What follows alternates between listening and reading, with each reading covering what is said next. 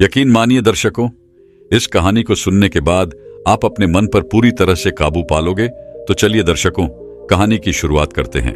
दोस्तों, हम मनुष्यों के जीवन में समस्याएं तो होती ही हैं और उन समस्याओं को लेकर हम अत्यधिक चिंतित रहते हैं, परेशान रहते हैं, उसका हल निकालने का प्रयास करते रहते हैं। उन समस्याओं का समाधान खोजने के लिए हम तरह तरह के व्यक्तियों से सलाह लेते हैं, तरह तरह के उपाय करते हैं, प्रेरक कहानियां और प्रेरक वीडियोस का सहारा भी लेते हैं। और यह सब कर लेने के बाद हमारे मन में आशा की एक किरण जाग उठती है और हमारे मन को यह लगने लगता है कि हां, अब हम इस समस्या का समाधान निकाल सकते हैं। लेकिन जैसे ही कुछ समय बीतता है तो उसके बाद हमें फिर से वही निराशा महसूस होने लगती है। हम फिर से हारा हुआ महसूस करने लगते हैं। तब हमें यह प्रतीत होता है कि हमारा कुछ नहीं हो सकता। हम चाहे कितना भी प्रयास कर लें, हम चाहे कितना भी प्रयत्न कर लें, हम इस समस्या का समाधान नहीं कर सकते। और जैसे ही आपके मन में यह सारी भावनाएं उत्पन्न होती हैं, आपका मन आप पर हावी होने लगता है, जिस कारण हमें हमारी वो छोटी सी समस्या और भी बड़ी प्रतीत होने लगती है और हम उससे डरकर भागना शुरू कर देते हैं। लेकिन इससे उसका समाधान हमें नहीं मिलता, बल्कि वह समस्या हमारे पीछे पीछे भागती रहती है और हम उससे छुटकारा पाने के लिए तरह तरह के उपाय करते ही रह जाते हैं। लेकिन इससे हमें कोई लाभ नहीं मिलता, बल्कि हम उस समस्या में और भी घिरते चले जाते हैं और दिन ब दिन वो समस्या हम पर हावी होने लगती है, हमें और भी चिंतित करने लगती है, हमें और भी परेशान करने लगती है। तो ऐसी परिस्थिति में हमें क्या करना चाहिए? क्या हमें उन समस्याओं को वैसे ही छोड़ देना चाहिए या फिर उसका हल निकालने के लिए जी तोड़ मेहनत करनी चाहिए? आज की जो कहानी मैं आपको सुनाने जा रहा हूं, इस कहानी से आप यह अच्छी तरह समझ जाएंगे कि आपको अपने जीवन में ऐसी परिस्थितियों में क्या करना चाहिए। बहुत समय पहले की बात है। एक नगरी में 3 मित्र रहते थे। उन तीनों में घनिष्ठ मित्रता थी और उन तीनों की अपनी अपनी समस्याएं भी थी।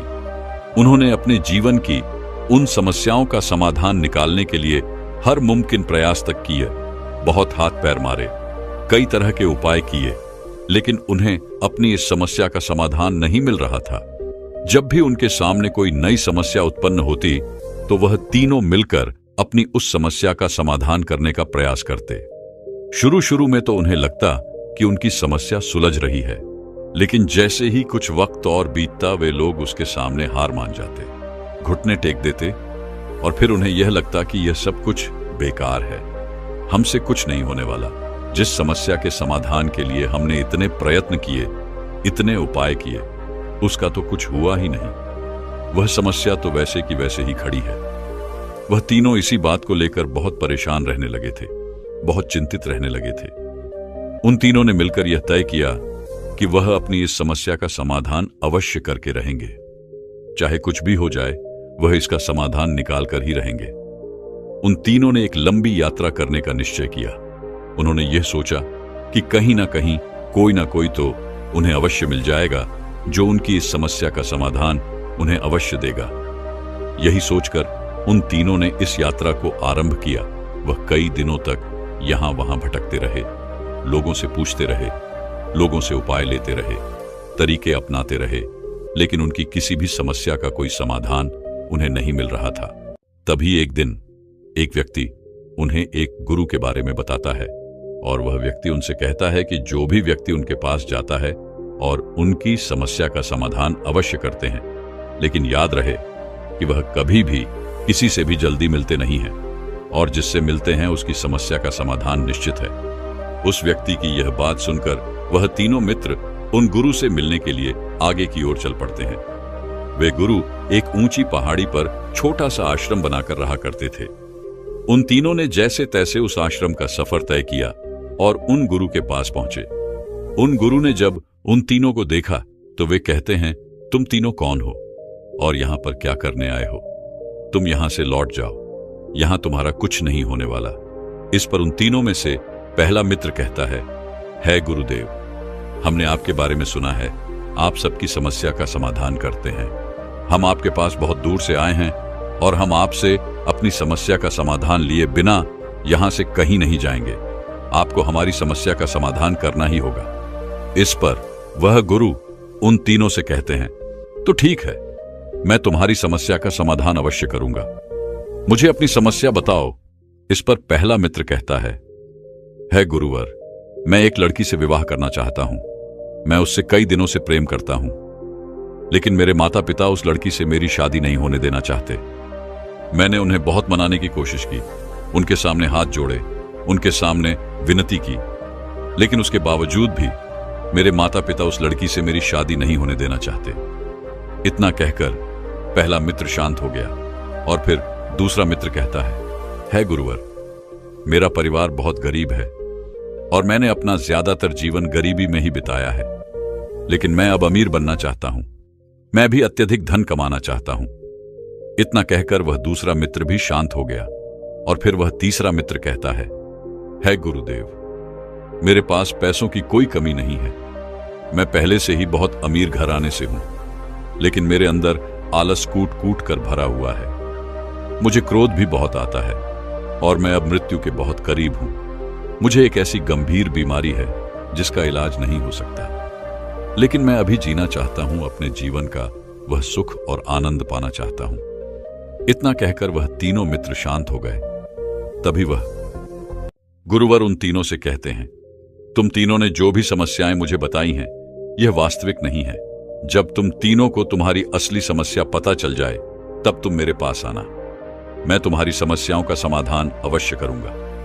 उन गुरु की यह बात सुनकर वह तीनों सोच में पड़ गए कि आखिर यह समस्या नहीं है तो फिर क्या है। वे यही सोचने लगे कि हम जिन समस्याओं से जूझ रहे हैं, हमने तो वही समस्या इन गुरु को बताई है। फिर आखिर ये गुरु ऐसा क्यों कह रहे हैं कि हमने जो भी समस्याएं इन्हें बताई हैं वो वास्तविक रही हैं, और जब हमें हमारी सही समस्या पता चल जाए तब हम उनके पास जाएं। वे तीनों इन चीजों को लेकर आपस में बातें कर ही रहे थे कि तभी उन तीनों में से एक मित्र को एक युक्ति सूझी।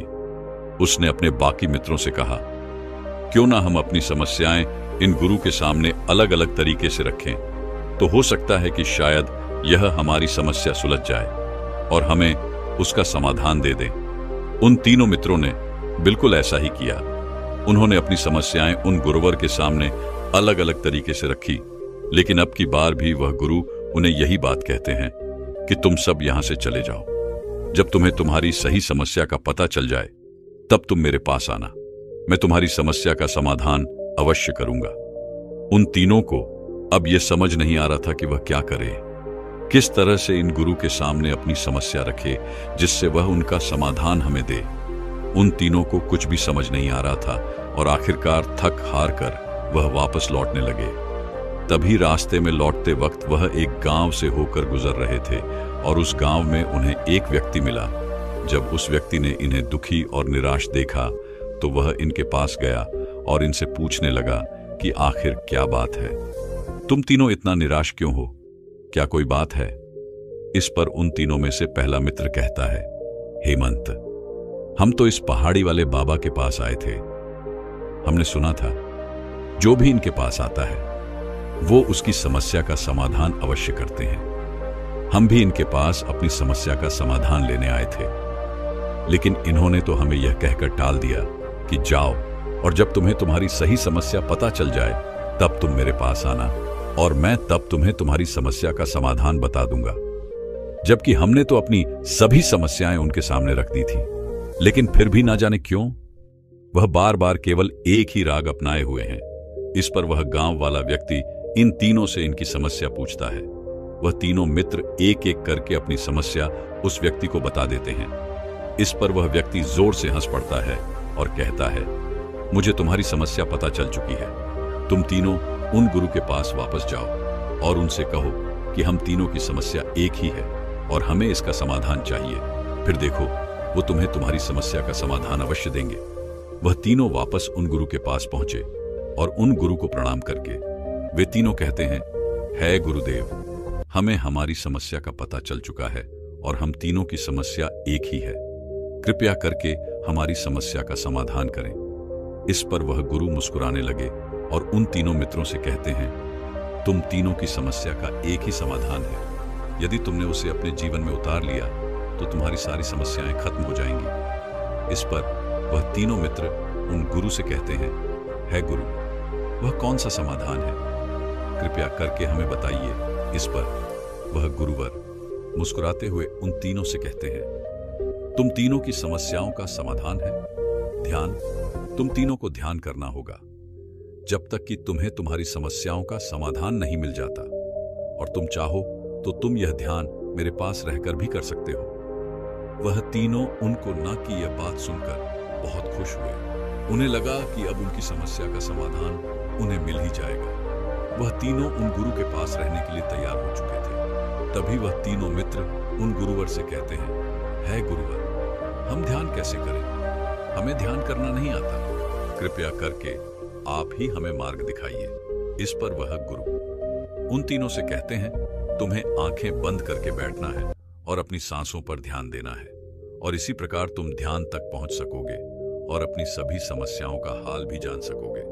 उन तीनों ने उन गुरुवर की यह बातें मान ली और उन्होंने अगले दिन से ही ध्यान करना शुरू कर दिया। ऐसा करते करते धीरे धीरे एक सप्ताह बीत गया। सप्ताह के बाद महीने के बाद करीबन 6 महीने बीत गए, लेकिन अब तक वे अपनी समस्याओं का समाधान नहीं जान सके थे, जिस कारण वो और भी ज्यादा परेशान हो चुके थे और भी ज्यादा चिंतित हो चुके थे। एक दिन वो वापस उन गुरु से कहते हैं, है गुरुदेव, जैसा कि आपने कहा था कि हम सभी की समस्याओं का समाधान केवल ध्यान है, तो हमने वो भी करके देख लिया, लेकिन आपके कहे अनुसार तो हमें हमारी समस्याओं का कोई समाधान नहीं मिला। हम पहले जहां पर थे अब भी वहीं पर हैं, और हमारी समस्याएं भी वैसे की वैसे ही हैं।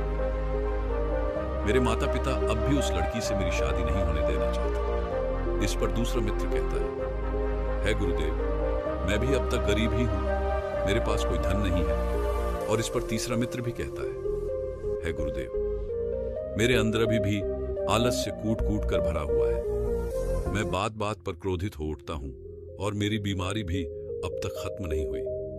इस पर वह गुरु मुस्कुराने लगे और उन तीनों से कहते हैं, जब तक तुम तीनों ध्यान नहीं करोगे तब तक ध्यान नहीं हो पाएगा। तुम तो बस अपनी समस्याओं का समाधान ढूंढ रहे हो, तुम तीनों ध्यान नहीं कर रहे। यदि तुम्हारे मन में पहले से ही विचार होंगे, पहले से ही तुम दुखी होगे, तो फिर तुम्हारा ध्यान करने में कैसे लगेगा?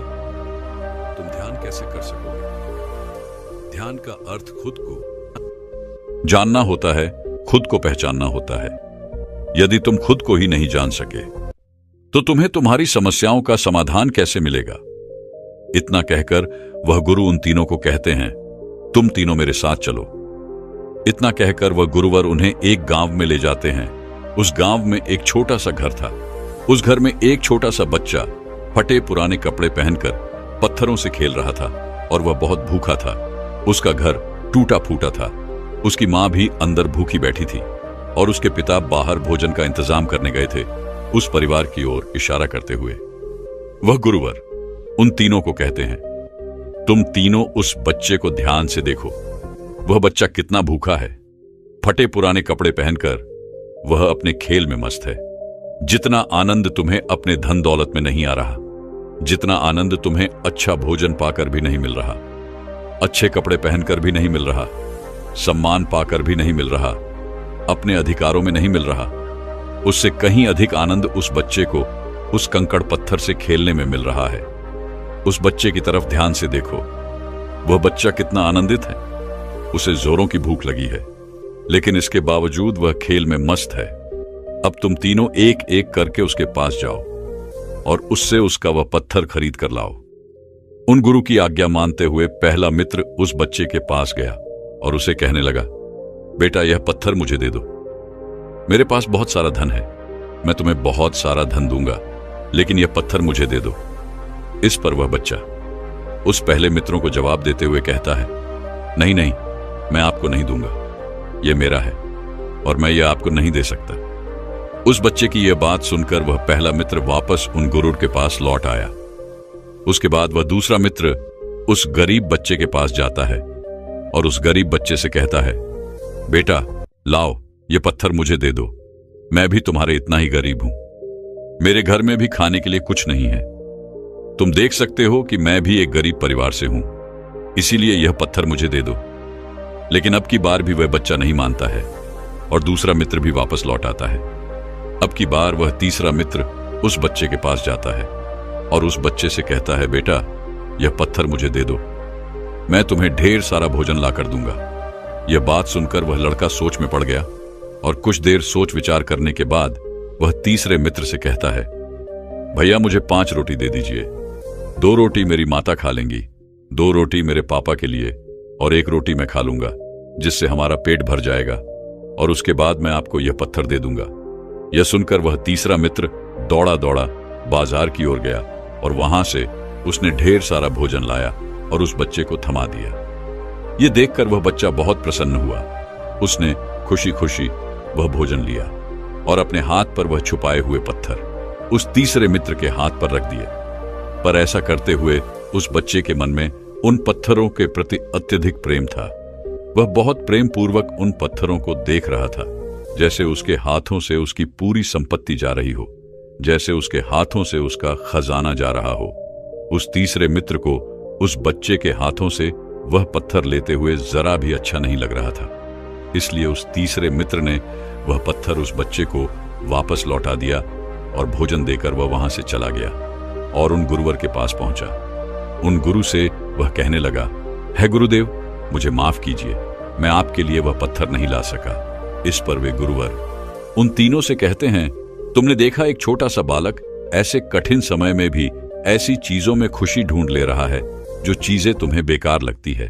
वह हर छोटी से छोटी चीज में भी आनंदित है, खुश है, फिर चाहे वह भूखा ही क्यों ना हो, लेकिन उसके पास जो है वह उसमें मस्त है, खुश है। और तुम, जबकि तुम्हारे पास सब कुछ है, उसके बावजूद भी तुम लोग दुखों से मरे जा रहे हो। जो तुम्हारे पास है तुम उसे नहीं देख रहे, बल्कि जो तुम्हारे पास नहीं है तुम उसे देखना चाहते हो, उसे पाना चाहते हो, उसे जानना चाहते हो। यह सुनकर वह तीनों मित्र उन गुरुवर से कहते हैं, है गुरुदेव, आप ही हमें बताइए कि हम भला इस बच्चे की तरह कैसे सुखी रह सकते हैं, हम भला हर परिस्थिति में कैसे खुश रह सकते हैं। इस पर वह गुरुवर उन तीनों से कहते हैं, क्या सच में तुम तीनों अपने जीवन में वह आनंद पाना चाहते हो, वह शांति पाना चाहते हो, तो तुम्हें ध्यान करना होगा, क्योंकि ध्यान ही तुम्हें सत्य की ओर ले जा सकता है और सत्य ही तुम्हें शांति प्रदान करेगा, तुम्हें तुम्हारी सभी समस्याओं का समाधान देगा। उन गुरु की यह बात सुनकर उन तीनों के मन में सत्य प्राप्त करने की इच्छा जाग उठी। उन्हें बस अपने आप को जानना था, अपने आप को पहचानना था।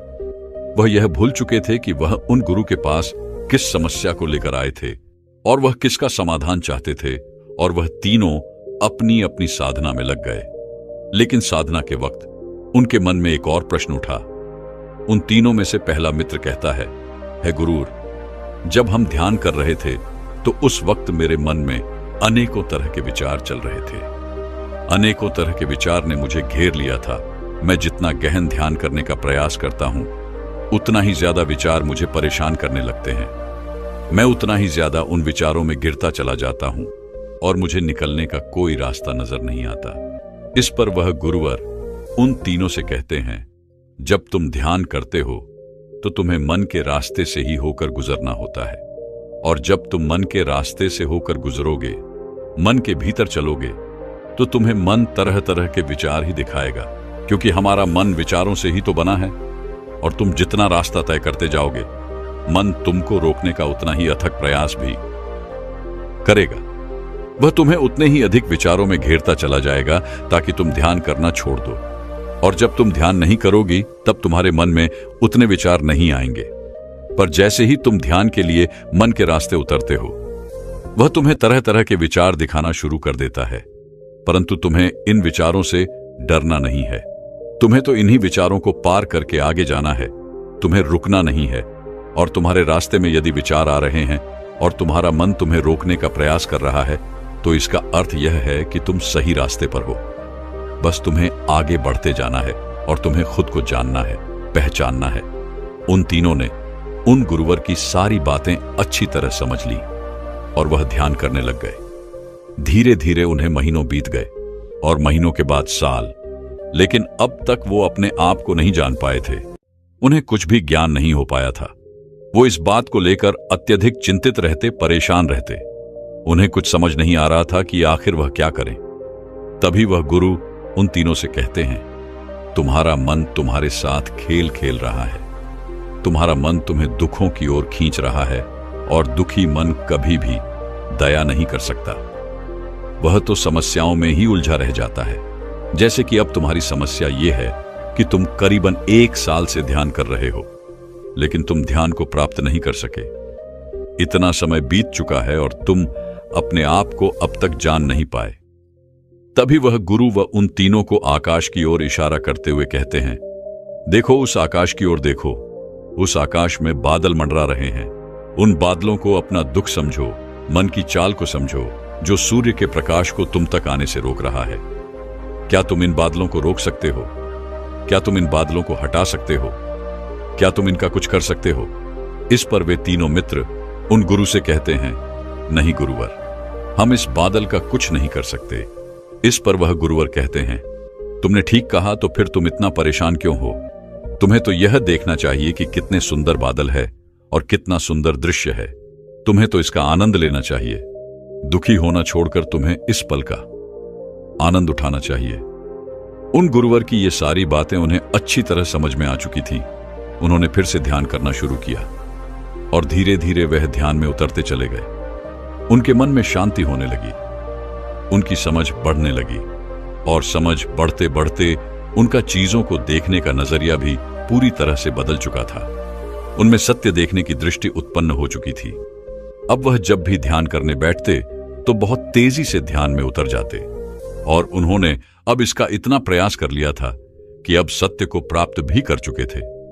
तभी एक दिन वह गुरुवर उन तीनों के पास आए और उनसे कहने लगे, बताओ अब तुम्हारे जीवन में क्या समस्या है? तुम्हारी समस्या का समाधान अभी देता हूं। इस पर पहला मित्र कहता है गुरुदेव, जिसे मैं प्रेम समझ रहा था वह तो वासना थी, लगाव था, आदत थी जिसमें मैं सुख ढूंढ रहा था। वह तो खुद एक दुख का सागर था। तभी अगला मित्र कहता है गुरुदेव, जिसके पास जीवन है, जो स्वस्थ है, जो अनुभव कर सकता है, सोच समझ के साथ जी सकता है, वह अमीर है और बाकी सब गरीब है। जो जितना ज्यादा धनी है वह अमीर है, ऐसा उनका भ्रम है। वास्तविक तौर पर तो वह उतना ही ज्यादा दुखी है, परेशानियों से घिरा हुआ है और उतना ही गरीब है। आगे वह तीसरा मित्र कहता है गुरुदेव, जीवन के पहले और जीवन के बाद गहरी नींद है, पर जो इस समय पर भी आलस्य में डूबा रहता है वह कर्महीन है। ऐसे व्यक्ति अपने लिए नरक का निर्माण करते हैं। जो जाग रहा है, जो जागरूक है, उसे इस जीवन का आनंद मिलता है और जो सो रहा है उसे केवल दुख। आगे वह कहता है कि जो खुद को ठीक से नहीं समझ पाते, जिनका खुद पर कोई नियंत्रण नहीं है, ऐसे नासमझ लोग अपने कर्मों के कारण क्रोध उत्पन्न करते हैं और यही क्रोध हमें नष्ट कर देता है। यही क्रोध हमारे विनाश का कारण भी बनता है। यही क्रोध हमारी सोच समझ को खा जाता है। हमारे अंदर जो ऊर्जा है उसे भी यह नष्ट कर देता है। लेकिन मनुष्य के जीवन में शांति ही परम सत्य है। क्रोध, भ्रम, ये सब झूठ है। आगे वह कहता है गुरुदेव, मैं बीमार हूं पर अब भी जीवित हूं। मृत्यु तो कभी भी किसी को भी आ सकती है, लेकिन जो वर्तमान में जी रहा है वह मृत्यु से कभी नहीं डरता, क्योंकि वह हर एक पल को भरपूर जी रहा है। वह अपने आप में संपूर्ण होता है। उसके मन में न तो कोई इच्छाएं होती हैं, ना ही कोई कामना और ना ही कोई वासना। वह हर पल हर दिन एक नया जीवन जीता है। उसके लिए हर दिन नया है, खास है। इन तीनों की यह बातें सुनकर वह गुरुवर मुस्कुराने लगे और उन तीनों से कहते हैं, तो इसका अर्थ क्या हुआ? तो क्या तुम तीनों की समस्याएं समाप्त हो चुकी हैं? क्या तुम्हें तुम्हारी समस्याओं का समाधान मिल चुका है? इस पर वह तीनों कहते हैं गुरुदेव, वो तो समस्याएं थी ही नहीं, बस हम ही उसे समस्या समझ रहे थे। हमारे अंतर्मन में जो भी उथल पुथल होती है वही हमें समस्या लगती है, वही हमें समस्या के रूप में दिखाई पड़ती है और हम मोह माया, जीवन मरण, धन दौलत, प्राण प्रतिष्ठा, मान सम्मान में ऐसे उलझ जाते हैं कि हमें और कुछ नजर नहीं आता। हम इस जीवन को भी समझ नहीं पाते। हम अपने आप को समझ नहीं पाते, अपने आप को देख नहीं पाते, अपने आप को जान नहीं पाते। हम ये भूल जाते हैं कि चारों ओर केवल समाधान ही समाधान है, उत्तर ही उत्तर है, समस्याएं तो है ही नहीं। इतना कहकर उन तीनों ने उन गुरुवर को प्रणाम किया और वापस अपने घर की ओर लौट गए। दोस्तों, हम भी अपने जीवन में ऐसी बहुत सी चीजों के अंदर फंसे हुए हैं जो हमें लगता है क्या हमारी समस्या है, लेकिन वास्तविक तौर पर यह कोई समस्या नहीं है। समस्याएं तो हम खुद खड़ी करते हैं। और अगर आपके सामने भी ऐसी कोई समस्या है तो इसका सत्य भी यही है कि आपकी इन समस्याओं का समाधान केवल दो ही लोग कर सकते हैं। एक तो है समय और दूसरा आप खुद। दोस्तों, मैं उम्मीद करता हूं कि यह कहानी सुनने से आपके जीवन में अच्छे बदलाव आए होंगे।